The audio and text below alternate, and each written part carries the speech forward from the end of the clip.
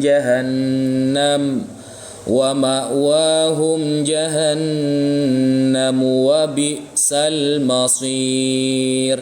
Wahai Nabi, berjihadlah melawan orang-orang kafir dan orang-orang munafik, dan bersikaplah keras terhadap mereka.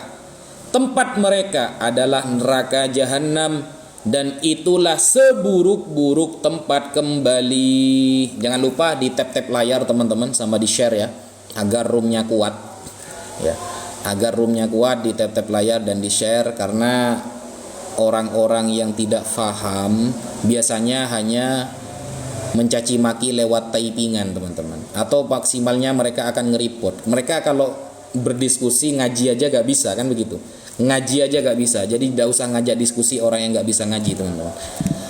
Mereka tugasnya cuma typingan saja.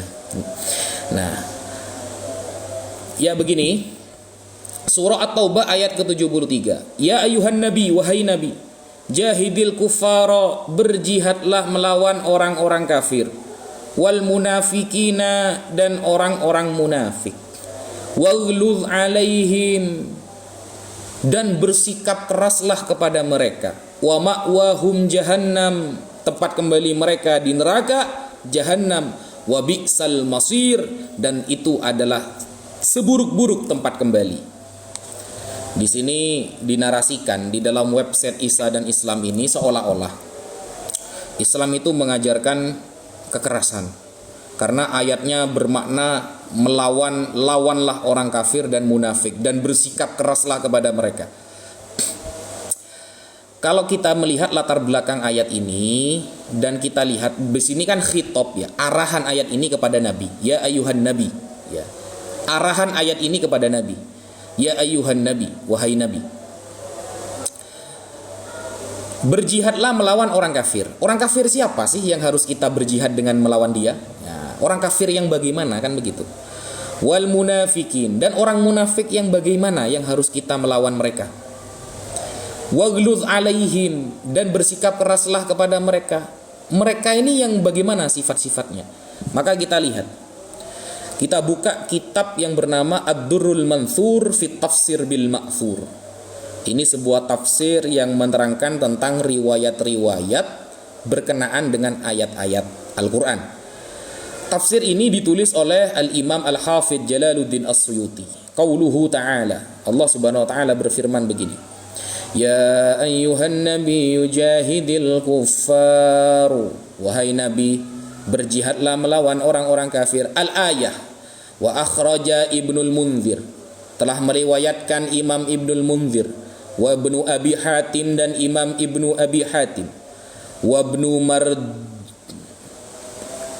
Marduyah, dan Imam Ibnu Marduyah, wal Baihaqi, dan Imam Al-Baihaqi, fi sunanihi, di dalam kitab sunannya. Imam Al-Baihaqi punya kitab sunan namanya Sunan Al-Baihaqi, saudara. Riwayat dari ulama-ulama ini muttasil ya, sampai kepada siapa? Sampai kepada Ani bin Abbas, dari sahabat Abdullah bin Abbas. Sahabat Abdullah bin Abbas adalah sepupu Nabi. Sepupu Nabi, orang yang didoakan oleh Nabi alim menakwil Al-Quran. Allahumma faqihhu fid din wa 'allimhu ta'wil, kan begitu. Nabi Muhammad mendoakan sahabat Abdullah bin Abbas agar beliau bisa paham masalah Al-Quran. Apa kata beliau? Fi qawlihi ya ayyuhan nabiyyu jahidil kuffara. Ketika sahabat Abdullah bin Abbas yang telah didoakan oleh Nabi memiliki banyak ilmu, lalu beliau menafsiri ayat, wahai Nabi, lawanlah orang-orang kafir. Qala bisayf, dengan pedang. Melawan orang-orang kafir dengan pedang. Wal munafiqina, dan orang-orang munafik. Qala bil lisan, dengan lisan, dengan hujjah. Karena gini, melawan orang kafir itu maksudnya melawan orang-orang kafir yang memerangi Islam. Kenapa? Karena kalau kita lihat, ini kan surah At-Taubah teman-teman. Kalau kita lihat di awal-awal di surah Al-Baqarah, itu tertera ayat seperti ini. Bismillahirrahmanirrahim. Wa qatilu fi sabilillahi alladhina yuqatilunakum wa la ta'tadu. Innallaha la yuhibbul mu'tadin. Innallaha la yuhibbul mu'tadin. Wa qatilu, dan perangilah fi sabilillah, di jalan Allah, alladzina, yaitu orang-orang, yuqatiluna, yang memerangi kalian semua, yuqatilunakum, wala ta'tadu, dan janganlah ta'tadu ini jangan melewati batas. Innallaha la yuhibbul mu'tadin. Ya. Allah tidak menyukai orang-orang yang melampaui batas. Jadi perintah Allah di dalam surah Al-Baqarah ayat 190. Wa qatilu fi sabilillahi alladzina yuqatilunakum. Perangilah orang-orang di jalan Allah, yaitu orang-orang yang memerangi kalian. Jadi Islam itu kalau diperangi baru kita berperang. Islam itu kalau dibenci, dihina, dimaki, ditindas baru kita akan melawan. Wala ta'tadu, bayangkan masih ada syarat dari Allah, wala ta'tadu, tapi jangan berlebihan, jangan melampaui batas. Kenapa? Innallaha la yuhibbul mu'tadin. Allah tidak suka orang-orang yang melampaui batas. Maksudnya di dalam perang saja umat Islam melarang untuk membunuh perempuan, umat Islam melarang untuk menewaskan orang tua, umat Islam melarang untuk merusak ibadah-ibadah, dan Islam melarang untuk menghancurkan pohon-pohon yang bagus, ya, dan banyak aturannya, ya. Aturannya banyak sekali. Bayangkan di dalam perang masih ada aturan, teman-teman. Masih ada aturan. Beda dengan kaum sebelah, ya. Kalau kaum sebelah main menjajah aja 3,5 abad, kan begitu. Nah, itu. Jadi ketika konteksnya diperangi, maka sahabat Abdullah bin Abbas, maksud dari memerangi orang-orang kafir yang memerangi umat Islam, bisaif, dengan pedang. Kalau sekarang bil pistol, ya, dengan pistol, dengan tembakan, semuanya sudah, ya. Kalau orang-orang munafik, orang munafik ini adalah orang yang menyimpan kekafirannya dan menampakkan keislamannya. Jadi seolah-olah Islam tapi padahal hatinya kafir, ya. Hatinya kafir. Padahal segi zahirnya dia Islam, tapi dia mendukung orang-orang kafir, mendukung perjuangan orang-orang kafir. Lah itulah, itu munafik. Cara melawan munafik, kata sahabat Abdullah bin Abbas, bukan bisaif, bukan dengan pedang, tapi bil lisan, dengan lisan, dengan hujjah. Waghluz alaihim, maksudnya waghluz alaihim bagaimana? Qala adhibir rifqa anhum, jangan bersahabat dengan mereka. Orang-orang munafik itu tidak bisa dijadikan sahabat, teman-teman. Jangan berlemah lembut dengan mereka. Kenapa?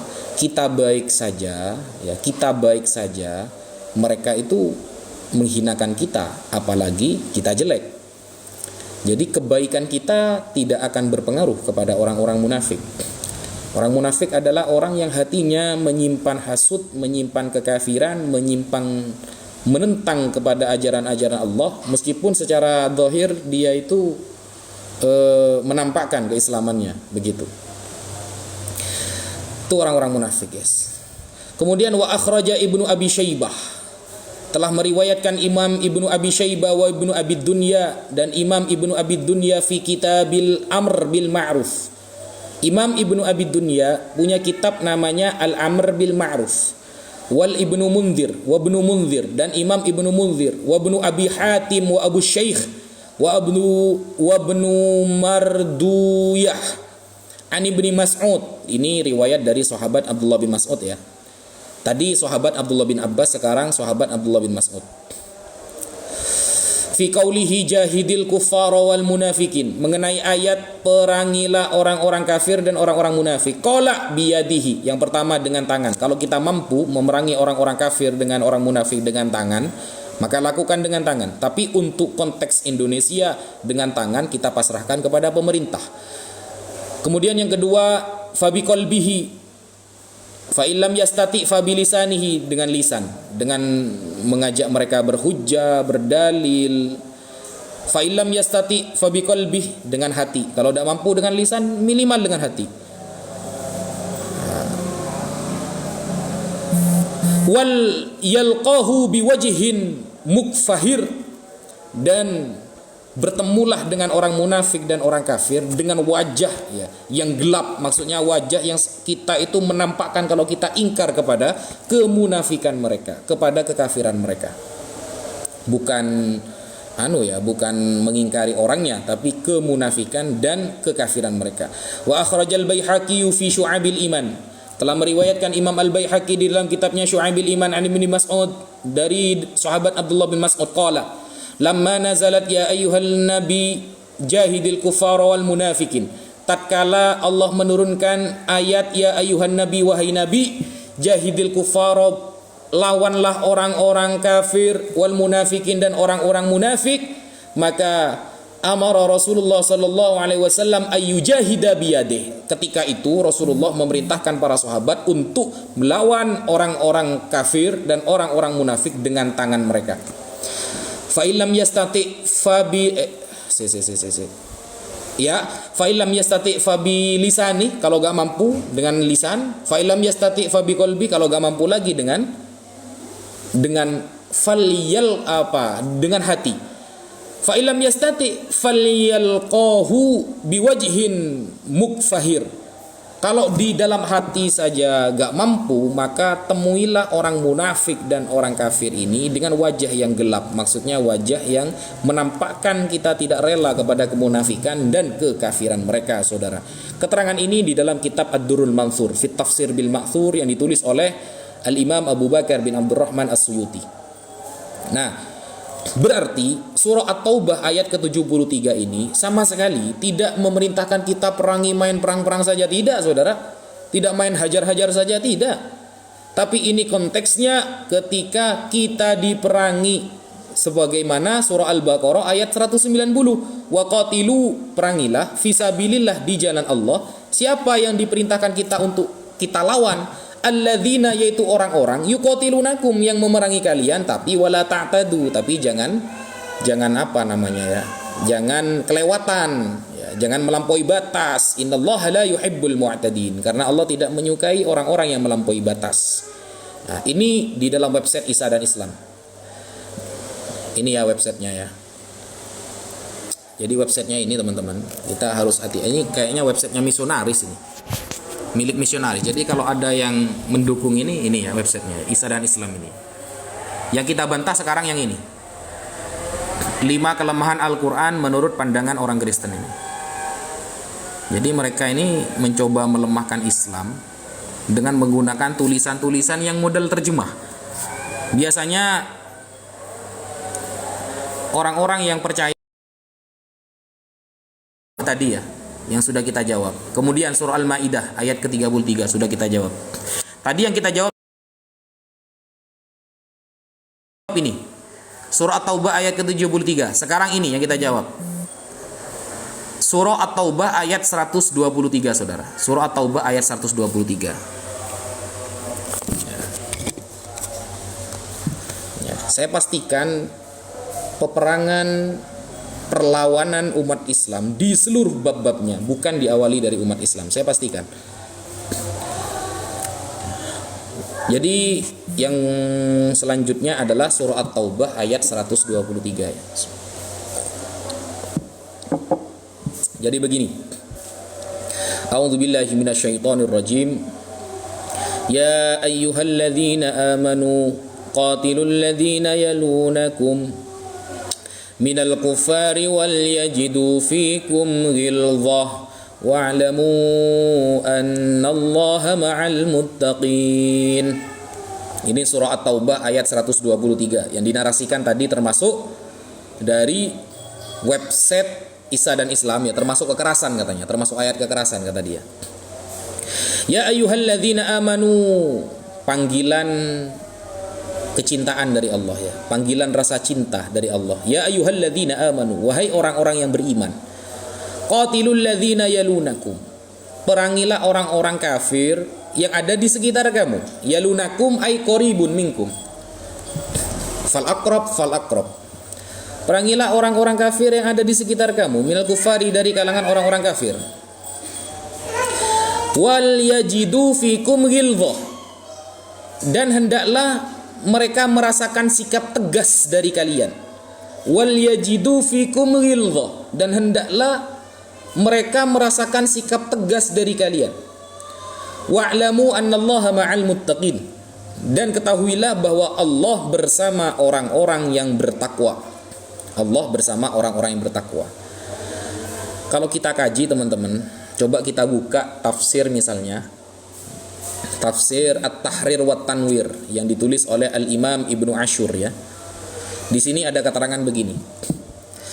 Kan ayat ini seolah-olah menerangkan perangilah orang-orang kafir yang di sekitar kita kan ya. Yang di sekitar kita, yang dekat-dekat dengan kita itu disuruh diperangi. Maksud ayat ini bagaimana? Begini, ini ada keterangan bagus di dalam kitab tafsir At-Tahrir wa Tanwir yang ditulis oleh Al-Imam Ibnu Ashur. Kana jami'u biladil Arab khalasa lil islami qabla hajjatil wada. Fakanat takhumu biladal Islam mujawiratan li biladis Syam maqarrin nasara al-Arab wa kanu tahta hukmir Rum. Jadi semua negara-negara Arab ya, seluruh negara Arab nih telah masuk Islam sebelum Nabi Muhammad melaksanakan haji wada. Jadi haji terakhir yang dilakukan oleh Rasulullah atau disebut dengan haji perpisahan ya, namanya haji wada teman-teman. Jadi semua negara Arab telah masuk Islam sebelum haji wada. Rasulullah SAW haji perpisahan. Kemudian fakanat takhumu biladal Islam mujawiratan li biladi Syam maqarrin nasara al-Arab wa kanu tahta hukmir Rum. Nah, sehingga perbatasan negara-negara Islam itu berbatasan dengan Syam. Jadi negara Islam itu perbatasannya itu dekat dengan negara Syam. Syam ini kalau sekarang seperti Palestina, seperti Israel, seperti Palestina ya. Jadi ketika Islam sudah meluas dan perbatasannya itu dekat dengan Syam, dengan perbatasan Syam dengan Palestina lah gampangannya, yaitu markas besar umat Kristen Arab. Di sana itu maqarrun nasarul Arab.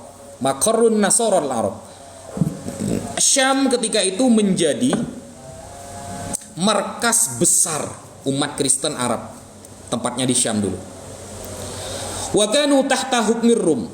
Dan Syam itu dulu di bawah kekuasaan Romawi. Ya, di bawah kekuasaan Romawi.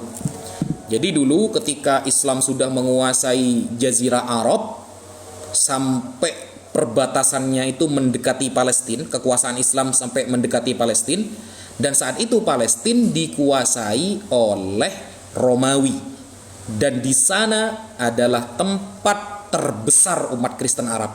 Nah, maka fakanat ghazwatu Tabuk awwala ghazwatin lil Islam tajawazat biladal Arab ila masyariqis Syam wa lam yakun fiha qitalun walakin wudi'atil jizyah ala Ailah wa Busra wa kanat tilkal ghuzwa irhaban lin nasara. Pertempuran Tabuk ya, dulu ada perang namanya perang Tabuk. Pertempuran Tabuk merupakan invasi Islam pertama yang melintasi itu perbatasan-perbatasan negara Arab hingga pinggiran Syam. Jadi pertempuran Tabuk, Ghazwatu Tabuk merupakan invasi Islam pertama yang melintasi negara-negara Arab sampai pinggiran Palestina, Syam. Tidak ada pertempuran di dalamnya, ya.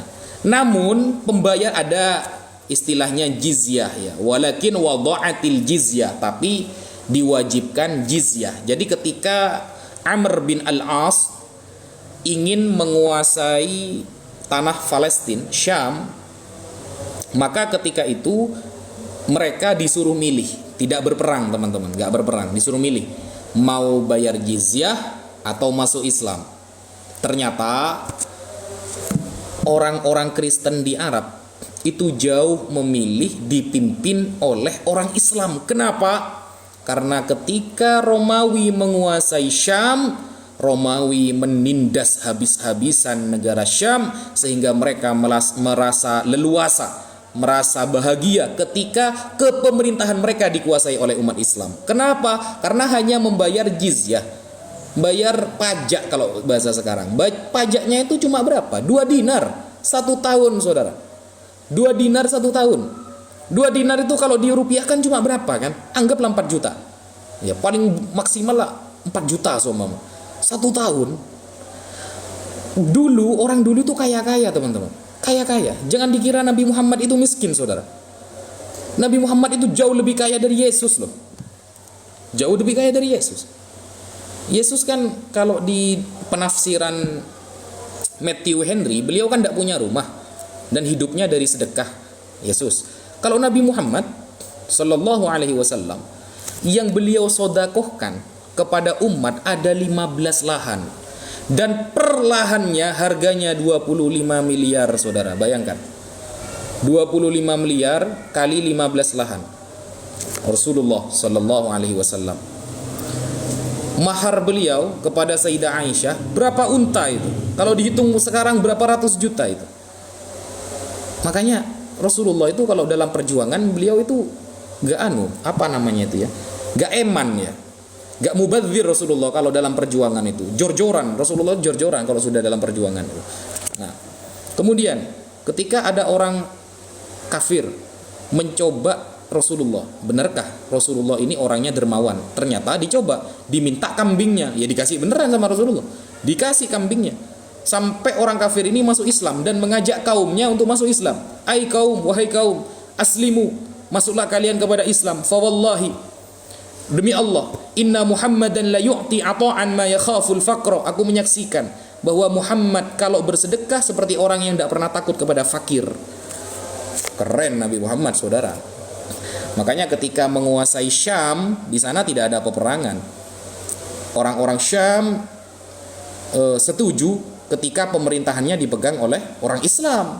Orang Islam coba mau ngambil 2 dinar 1 tahun, dan dinar itu untuk fakir miskin. Bayangkan, 2 dinar itu untuk fakir miskin. Bukan diambil pemerintahnya, bukan.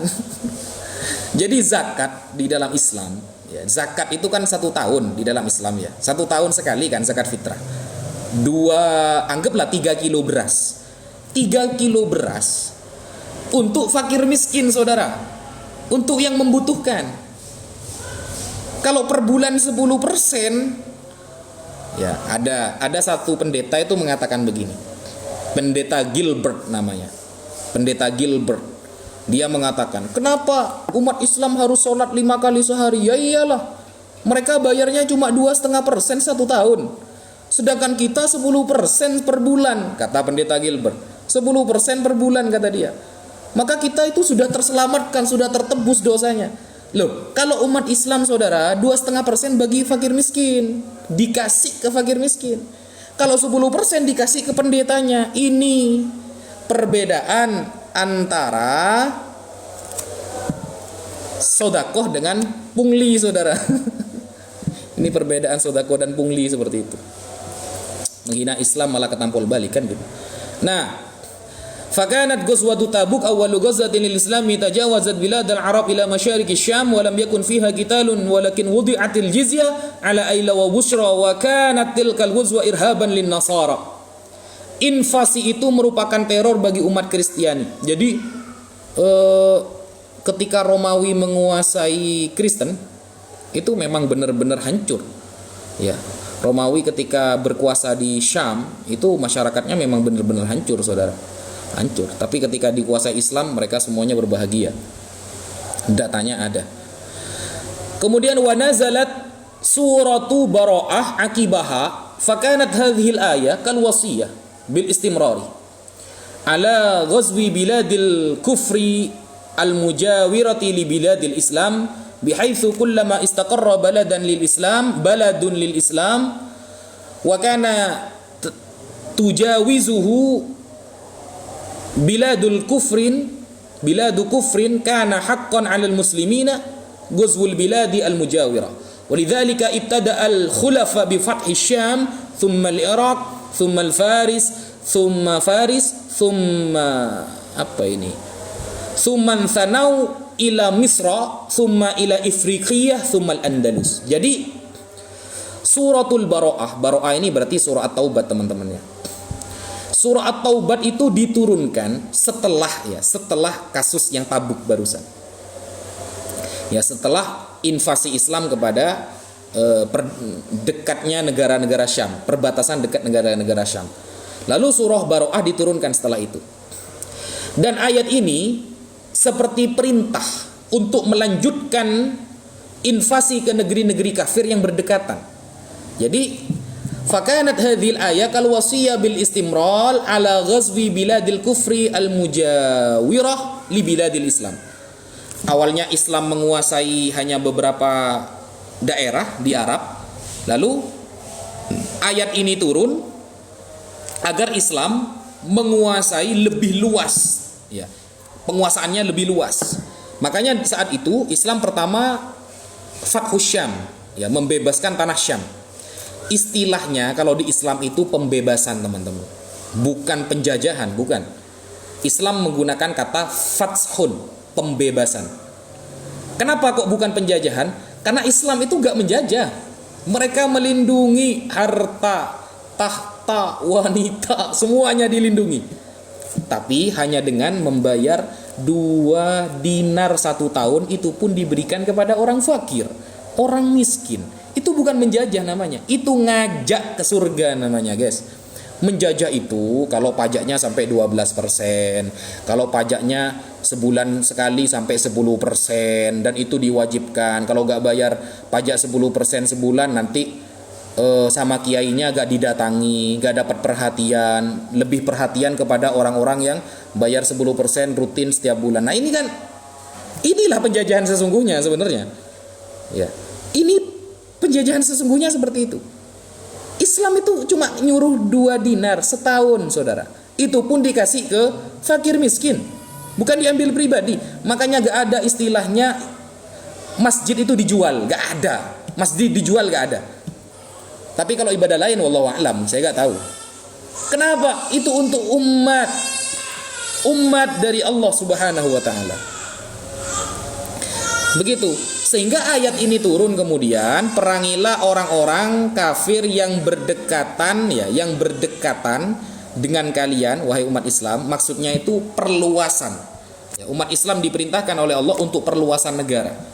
Karena banyak negara-negara yang saat itu, saudara, dikuasai orang Romawi dan Persia, dan mereka ditindas habis-habisan. Sehingga lafal Islam bukan penjajahan, tapi lafal Islam menggunakan Fathu Syam, pembebasan Syam. Fathu Mekah, pembebasan kota Mekah dari tindasan-tindasan orang-orang yang tidak bertanggung jawab seperti orang-orang kafir, saudara. Lafalnya Fathu kalau di dalam Islam. Bukan penjajahan, bukan.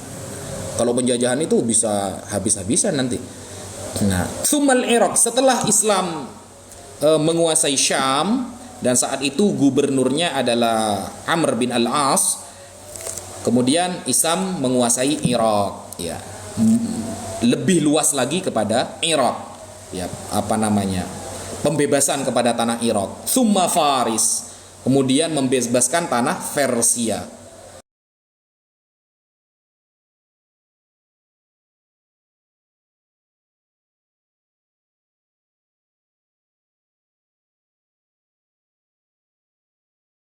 Kepada Andalus. Itulah umat Islam, saudara. Jadi ayat ya ayyuhalladzina amanu, wahai orang-orang yang beriman, qatilul ladzina yalunakum, perangilah orang-orang yang berdekatan dengan kalian, minal kufari, dari orang-orang munafik, dari orang-orang kafir, wal yajidu fikum ghilzah, agar mereka mendapati kalian dalam keadaan tegas. Wa'lamu annallaha ma'al muttaqin, dan ketahuilah bahwa Allah bersama orang-orang yang bertakwa. Surah At-Taubah ayat 123. Ini maksudnya untuk memperluas kekuasaan Islam, maksudnya fathu, ya, pembebasan tanah-tanah yang di saat itu dikuasai Romawi dan Persia, dan masyarakatnya ditindas habis-habisan.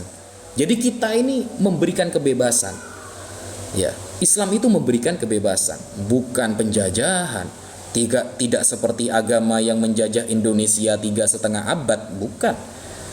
3,5 abad kita tahu sendiri bagaimana nasibnya dulu, saudara. Nasibnya dulu, itu agamanya apa itu? Yang menjajah Indonesia 3,5 abad itu? Enggak. Makanya Islam menggunakan kata fatshu, pembebasan. Dibebaskan dari penjajahan. Begitu loh. Memahami seperti itu. Kemudian di dalam website Isa dan Islam ini juga ada syubhat surah Al-Baqarah ayat 216. Surah Al-Baqarah ayat 216. Ini juga dikritik, teman-teman. Di sini ayatnya berbunyi begini. A'udzubillahi minasyaitonir rajim. Kutiba 'alaikumul qitalu wa huwa kurhul lakum wa 'asa an takrahu syai'an wa huwa khairul lakum wa 'asa an tuhibbu syai'an wa huwa syarrul lakum wallahu ya'lamu wa antum la ta'lamun. Diwajibkan atas kalian untuk berperang, padahal itu tidak menyenangkan bagimu, tetapi boleh jadi kamu tidak menyenangi sesuatu padahal hal itu baik bagimu, atau bisa jadi kamu menyukai sesuatu padahal itu tidak baik bagimu. Allah mengetahui segala apa yang baik bagimu. Jadi Allah itu tahu apa yang baik untuk kita, sedang kamu tidak mengetahui. Jadi Allah tahu mana yang baik untuk kita, mana yang tidak baik untuk kita. Ketika Allah tidak menakdirkan sesuatu kepada kita, ya itu mungkin yang terbaik bagi Allah, meskipun gak baik bagi kita. Atau kita punya tujuan hidup, kita punya cita-cita, tapi ternyata Allah tidak melaksanakan apa yang kita inginkan, tidak mengabulkan apa yang kita minta, padahal kita sudah berusaha. Bisa jadi itulah yang sebenarnya terbaik bagi kalian. Itu ayatnya. Nah, di awal paragraf ayat ini berbunyi, kutiba 'alaikumul qitalu wa huwa kurhul lakum. Diwajibkan bagi kalian berperang, meskipun berperang itu gak kalian sukai. Ya siapa guys yang suka perang? Gak ada. Perang itu gak enak. Mending tidur di rumah, makan, minum, kan seperti itu. Tapi ketika Allah mewajibkan kita untuk berperang, meskipun kalian tidak suka kepada perang itu, maka ayolah bersabar agar kita mau maju bangkit untuk melaksanakan kewajiban Allah, yaitu berperang. Apakah ayat ini kemudian hanya berdiri begini saja? Yang penting kita perang, kita sudah mengikuti agama Allah? Oh enggak. Perang yang bagaimana yang Allah maksud di sini? Jadi Al-Imam Al-Qurtubi menyampaikan begini. Imam Al-Qurtubi mengenai ayat ini, beliau menyampaikan, wal muradu bil qital qitalul a'da minal kuffar. Yang dimaksud dengan perang dalam ayat ini maksudnya memerangi musuh, yaitu orang-orang kafir. Wa hadza kana ma'luman lahum biqara'inil akhwal. Walam yu'dzan lin Nabi sallallahu alaihi wasallam fil qital muddata iqamatihi bi Mekkah. Awalnya Nabi Muhammad tidak diizinkan oleh Allah untuk berperang di Mekkah karena saat itu jumlahnya masih sedikit. Rasulullah tidak diizinkan oleh Allah untuk berperang karena jumlahnya masih sedikit, tidak memungkinkan untuk berperang. Begitu. Nah, falamma hajara, ketika Rasulullah sallallahu alaihi wasallam sudah hijrah, adzina lahu fi qitali man yuqatiluhu minal musyrikina. Setelah Nabi Muhammad hijrah, maka Allah memberikan izin untuk memerangi siapa? Fi qitali man yuqatiluhu minal musyrikin, memerangi orang-orang yang memerangi Nabi Muhammad dari kalangan orang-orang musyrik. Faqala ta'ala, Allah Ta'ala berfirman, ya, udzina lilladzina yuqatiluna bi annahum zulimu. Allah telah memberi izin kepada orang-orang mukmin untuk memerangi musuh-musuh mereka. Kenapa? Bi annahum zulimu, karena mereka dizalimi. Ingat, umat Islam dizalimi. Waktu di Mekah umat Islam gak ngelawan, dicaci, dihina, dimaki, diludahi, ditindas, gak ngelawan. Allah belum mengizini Nabi Muhammad untuk melawan mereka. Tetapi falamma hajara, ketika Nabi Muhammad sudah berhijrah, jumlah umat Islam sudah memungkinkan untuk berperang, maka Allah mengizinkan Nabi Muhammad untuk memerangi orang-orang yang telah menindas umat Islam, yang telah menghina umat Islam, yang telah memerangi umat Islam dengan cara zalim. Begitu saudara.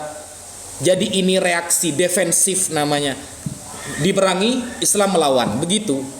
Islam tidak pernah mencari musuh, tapi kalau ada musuh, Islam tak pernah lari. Islam tidak pernah ngajak berdebat, tapi kalau mau ngajak debat satu Indonesia saya cukup sendirian, tidak apa-apa. Ya, semua ini orang-orang kafir di Indonesia yang yang menghina Islam, yang merendahkan Islam, yang memerangi Islam dalam berhujjah, datang kita berdiskusi. Tafadhol. Karena mereka ini menghina Islam itu, guys, pakai terjemahan, bayangkan. Islam ya'lu wa la yu'la alaih. Islam itu tinggi dan tidak ada yang lebih tinggi dari Islam. Menyerang Islam hanya pakai terjemahan. Saya kira website Isa dan Islam ini keren gitu loh. Sehingga ketika menyerang Islam mereka itu pakai tafsir, pakai Al-Quran, Al-Itqan fi ulumil Quran, pakai ilmu hadis misalnya. Ternyata panggil ulama kalian, hadapkan dengan saya, kita berdebat. Siapa yang benar-benar nabi yang sesungguhnya, nabi terakhir?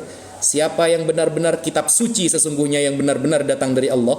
Sibukkan kalian untuk belajar sebelum menghadapi umat Islam. Umat Islam tak pernah mencari musuh, guys. Tapi kalau ada musuh, mundur satu langkah, kita haram. Kita haram mundur satu langkah. Umat Islam tidak pernah mau ngajak diskusi. Tapi kalau Anda mau ngajak diskusi, yang penting benar-benar Anda persiapan dan siapkan segala kekuatan Anda dan teman Anda. Kita tak akan pernah mundur walau satu langkah. Kenapa? Kita tak pernah diajari oleh Nabi Muhammad untuk mundur ketika berhadapan dengan musuh. Kita cuma diperintahkan untuk sabar ketika Nabi Muhammad sedang di Mekah. Bukan berarti kita takut, tapi belum dapat izin dari Allah untuk melawan kalian. Nabi Muhammad bukan takut, para sahabat bukan takut meskipun jumlah mereka sedikit, tapi Nabi Muhammad hanya menunggu izin dari Allah kapan Nabi Muhammad diizinkan untuk melawan kalian. Di Mekah Nabi Muhammad dihina habis-habisan, di Mekah Nabi Muhammad diludahi habis-habisan, di Mekah Nabi Muhammad dan para sahabat ditindas, saudara. Tapi ketika falamma hajara, Nabi Muhammad sudah hijrah ke Madinah, memungkinkan untuk melawan mereka, maka Allah memberikan izin karena bi annahum zulimu, umat Islam sudah dizalimi, umat Islam sudah ditindas. Maka saat inilah Allah mengizinkan umat Islam untuk melawan tindasan orang-orang kafir. Maka turunlah ayat tadi, turunlah ayat yang kita sampaikan barusan. Apa ayatnya? Kutiba alikumul qitalu wa huwa kurhul lakum. Kutiba alikumul qitalu wa huwa kurhul lakum. Diwajibkan bagi kalian untuk berperang meskipun perang itu tak kalian sukai. Kenapa? Karena untuk bentuk keadilan Allah. Ketika Allah memandang kekuatan Islam sudah memungkinkan untuk melawan genjatan orang-orang kafir, maka di saat itu Nabi Muhammad tak pernah mundur sedikit pun, saudara. Nabi Muhammad sabar, Nabi Muhammad orangnya ramah, Nabi Muhammad ahli sedekah, Nabi Muhammad selalu senyum. Tapi ketika agama dihina, maka tak ada yang bisa menahan kemarahan Nabi Muhammad SAW. Ketika agama direndahkan, tak ada sahabat yang berani menegur Nabi Muhammad, tak ada sahabat yang berani berbicara kepada Nabi Muhammad. Ketika agama sudah dihina, Nabi Muhammad itu paling marah, saudara. Makanya ketika orang-orang kafir menghina Nabi Muhammad, menghina Al-Quran, merendahkan umat Islam, maka seharusnya kalian itu marah. Karena ajaran Nabi ketika Islam yang dihina, kalian harus marah. Apapun organisasi kalian, mau Nahdlatul Ulama, mau Muhammadiyah, mau LDII, mau HTI, mau Salafi, mau apapun kalian, tapi kalau Islam dihina kalian tidak marah, berarti kalian tidak menurunkan warisan sifat Rasulullah SAW. Rasulullah orangnya paling sabar, teman-teman. Dihina pribadi oleh seorang pengemis biasa, tapi ketika agama yang dihina, Allah dinistakan, maka saat itulah kalian akan menemukan orang yang tak terbendung marahnya seperti Rasulullah SAW. Begitu, saudara. Nah, qultu wa hadza sahih la gubaru alaihi. Dan ini adalah pendapat yang sahih. Tidak ada keraguan di dalamnya. La gubaru alaih. Tidak ada keraguan. Kama ittafaqa fi biladil Andalus. sebagaimana yang telah terjadi di daerah Al-Andalusia. Al-Andalusia, tahu Andalusia, guys?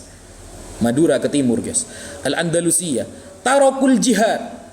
Dulu Andalus itu meninggalkan jihad. Ya, wajabunu anil kital, dan mereka pengecut tidak mau berperang, takut. Oleh Allah diperintahkan untuk berperang, mereka takut, pengecut. Wa aktsaru minal firar, mereka banyak yang lari, gak mau ikut berjihad mereka. Maka fastaulal adu alal bilad, maka negara mereka dikuasai musuh, dikuasai penjajah, dikuasai orang-orang yang zalim. Dan ini terjadi dulu di daerah Andalus.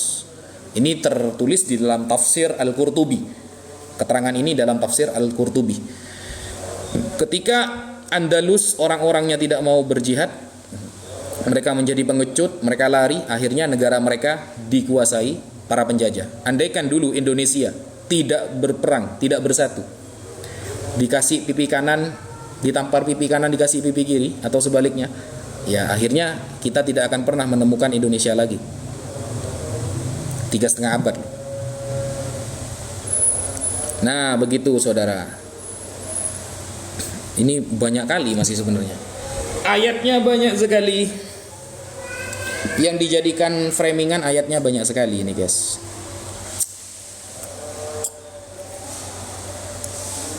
Jadi itu ya, ayat-ayat yang berbunyi kekerasan, padahal di balik ayat itu ada penindasan umat Islam. Mereka hanya mengatakan ini Islam, Al-Qur'annya banyak ayat-ayat kekerasan, katanya Allah itu Ar-Rahim, Allah Maha Penyayang, Allah itu Ar-Rahman, Maha Kasih. Kenapa kok banyak ayat-ayat penindasan di dalam Islam? Karena mereka tidak tahu latar belakangnya. Kita doakan saja mereka bisa sadar dan diberikan hidayah oleh Allah Subhanahu wa ta'ala. Diberikan hidayah oleh Allah, diberikan kesadaran, mau belajar. Sebenarnya kelemahan mereka cuma sedikit, mau belajar. Ya, mau nggak mereka belajar gitu loh. Membaca latar belakang ayat tersebut, membaca kenapa ayat itu kok diturunkan oleh Allah, sebelumnya terjadi apa, kan begitu seharusnya. Kayak perang Badar misalnya, guys. Perang Badar itu tidak kemudian ujuk-ujuk langsung perang gitu, atau umat Islam menyerang, tidak. Sebelum perang Badar sudah ada provokasi dan hinaan dan cacian dan penindasan orang kafir kepada umat Islam. Makanya disebutkan di dalam kitab Ar-Rahiqul Makhtum, salah satu ulama dari India, Al-Imam Sofiyur Rahman Al-Mubarakfuri, di dalam Sirah Nabawiyah, sebelum terjadinya perang Badar itu sudah ada provokasi besar-besaran, intimidasi, bahkan invasi yang dilakukan oleh orang-orang kafir kepada Islam. Makanya ketika Rasulullah mendengar ada orang kafir lewat Badar, maka di saat itu Rasulullah menyerang. Terjadilah perang di sana. Jadi apa namanya ya? Andaikan mereka mau aja belajar gitu ya, membaca latar belakang ayat itu, maka semuanya selesai urusannya, saudara. Setelahnya selesai. Pribumi asli itu Cina katanya, Gus. Iya, Cina itu sudah pribumi asli itu. Pribumi made in nari jahannam khalidina fiha abada itu. Ya, dari keterangan yang telah saya sampaikan, mungkin ada teman-teman Kristen yang ingin ingin berdebat atau ingin berdiskusi, tafadhol, saya persilahkan naik. Monggo. Ada teman Kristen yang punya indera ketujuh mungkin, atau sudah dikelilingi Roh Kudus, mau berdiskusi, tafadhol. Karena di sini saya hanya menjawab tuduhan website Isa dan Islam atas agama saya. Saya menjawab tuduhannya.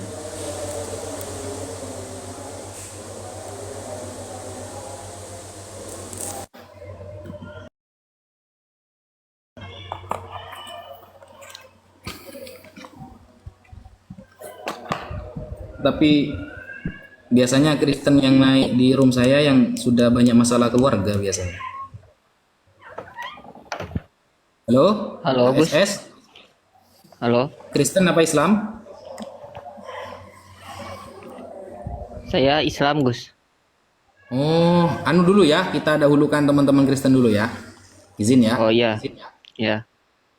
Ya. Mungkin ada teman-teman Kristen yang sudah bosan hidup, banyak masalah keluarga, permasalahannya sudah di mana-mana naik. Biar Anda saya jadikan suul khotimah yuk. Hehe, bercanda guys.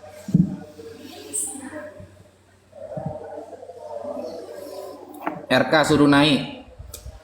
Aduh, umat salah terjemah. RK itu bukan umat terjemahan, umat salah terjemahan. Nerjemahnya aja dia salah, guys. Itu lebih parah RK itu.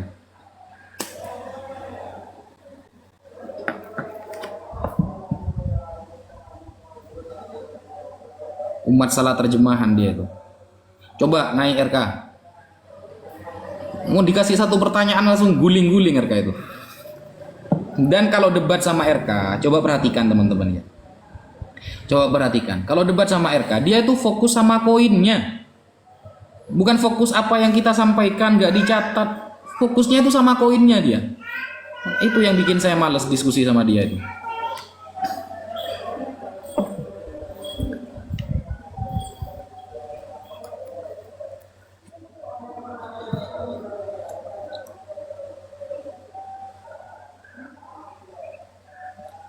Mending Rudi Yohanes, lumayan lah. Edis itu mending lah. Kalau RK terlalu nampak gitu loh dia. Kalau sekali-kali kan tidak apa-apa. RK terlalu nampak teman-teman.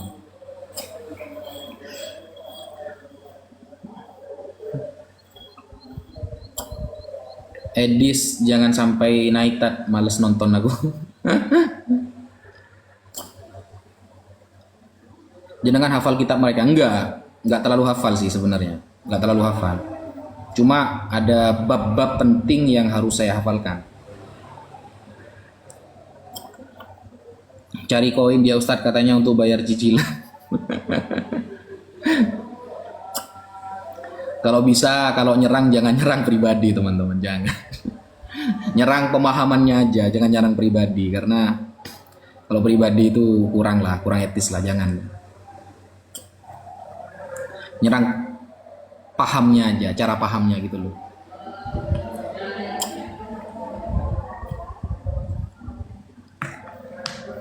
Apakah Edis memblokir Anda? Enggak, masih berteman dengan saya teman-teman. Kitab apa yang bisa kita pakai untuk tahu asbabun nuzul Al-Quran lengkap? Tafsir teman-teman. Tafsir Al-Baghawi lah, bagus itu Al-Baghawi. Namanya Tafsir Ma'alimut Tanzil. Itu bagus, Tafsir Al-Baghawi itu bagus. Dijelaskan, atau Ad-Durrul Manthur fit Tafsir bil Ma'thur. Kalau asbabun nuzul itu cari yang Tafsir bil Ma'thur. Jangan yang bil Ra'yi, yang bil Ma'thur aja.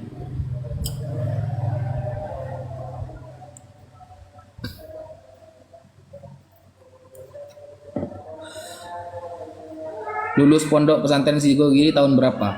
Tahun 2017. Monggo, mana oten-oten? RK tadi ada katanya mau naik RK ini.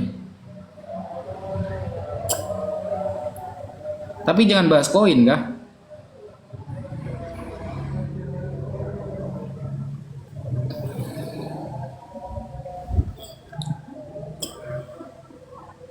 Kalimantan siap dukung. Insya Allah.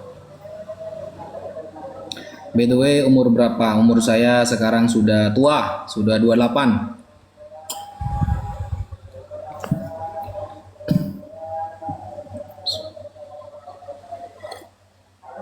Kapan ke Madura? Ke Madura Februari kayaknya ke Madura.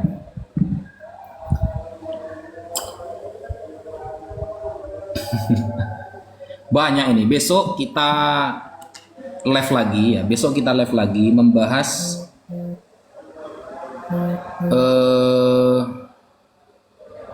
ayat-ayat perang ini sudah kita jawab teman-teman. Ayat-ayat perang ini sudah kita jawab. Jadi kita besok membahas ini. Fitnahan mereka, kalau kiranya Al-Quran itu bukan dari sisi Allah, tentulah mereka mendapat pertentangan yang banyak di dalamnya. Seolah-olah Al-Quran ini selalu bertentangan. Ya. Seolah-olah Al-Quran ini selalu bertentangan. Itu yang akan kita bahas besok. Apa yang dimaksud Al-Quran selalu bertentangan? Kalau bukan dari Allah, maka kitab suci itu isinya akan selalu bertentangan. Itu kita akan jawab besok. Nanti akan kita bahas juga tentang keakuratan Al-Quran dengan ilmu pengetahuan. Seperti sains, ya, sains itu juga kita masukkan bab sains besok ya. Apakah matahari berdiam atau berjalan di dalam garis edar? Itu pertanyaan itu dari website Isa dan Islam itu. Apakah matahari berdiam atau berjalan di dalam garis edar? Padahal di dalam Al-Quran tertulis matahari berjalan di tempat peredarannya. Sedangkan kata ahli sains, ya, planet lain yang mengelilingi matahari, bukan mataharinya yang keliling, tapi planet lain yang mengelilingi matahari. Jadi tema-tema sains kita bahas besok ya. Kita bahas besok tema-tema sains. Jadi jangan lupa besok ba'da asar kita kumpul lagi, di-share di tab-tab layarnya, dan besok kita akan membahas ketika kitab suci bukan datang dari Allah, maka akan dapat pertentangan di dalamnya. Banyak bertentangan. Kita besok akan bahas sains tentang matahari, bulan, bintang, gunung, penciptaan manusia dan lain sebagainya. Besok ba'da asar ya di live ini. Kalau akun saya ini di banned teman-teman, kalau akun saya ini di banned, jenengan mampir di akun saya yang satunya. Akun saya ada 2. Ada apa lagi ya nama akunnya ya? Ntar. Saya kok lupa nama akun saya ini. Ntar ya.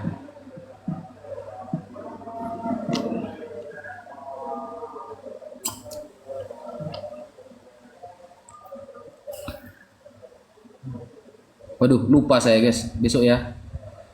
Besok lah. Abdul Wafi juga sih. Besok saya cari ya akun saya ya. Ada beberapa akun saya ini. Karena kalau ini kena banned teman-teman, saya pindah akun satunya. Dan akun satunya itu belum rame gitu loh.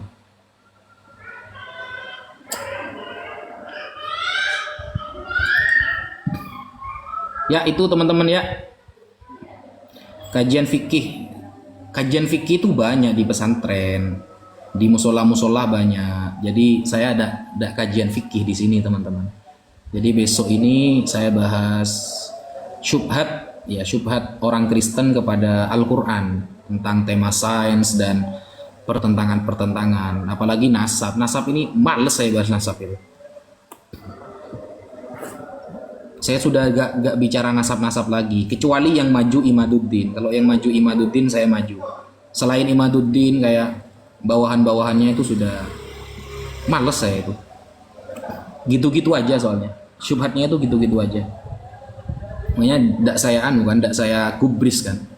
Tidak saya layani. Kecuali kalau Imaduddin maju, saya maju.